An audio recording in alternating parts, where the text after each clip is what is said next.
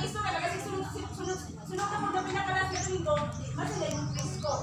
Okay. Ato iskutan si Libe. Kinsa na kailan ni Libe? Ha? Isa siya kapay. Kung sa panin si Libe? Gusto na ko nga namin mahibaluan na dili lang ba ako nga nabasa man po dahil mo. No? Kung sa pa si Libe?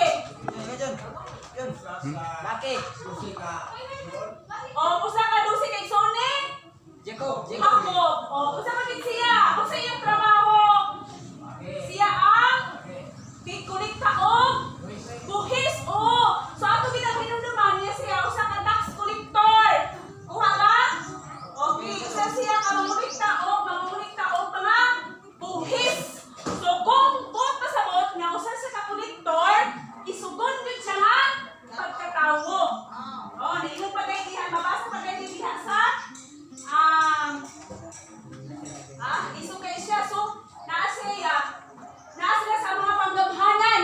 O, may mga pare sila na gamhanan. Naa sila sa pinakataas na mga tundanan. O, naa sila yung kahom, no? So, makita, mababasa ka diya sa Genesis 49, 5-7, inyong basahon nga, mupatay silang tao. No? Naa sila yung kuwan na mupatay tao, ilang pa ng pingkawan ng tiin. No, inaan sila ka isog. Okay? Si Levi, gikan na siya sa banay ni Jacob. Gikan na siya sa 12 kamong anak ni Jacob. Ikatulo siya sa anak nila ni Leah. Okay? Si Jacob nasunay duha ka asawa. Si Raquel. Oh, Raquel! Oh, hinahin ako ni para pamahalatan hibalaan ha. Ilang isa, kulit tanan pa makabalo. Si Jacob, dunay duha ka asawa, si Leah o si Raquel.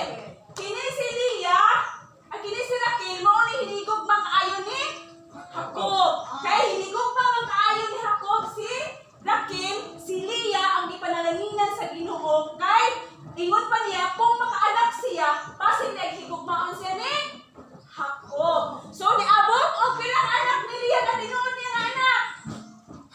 Pulo. Pito. Okay? Pito.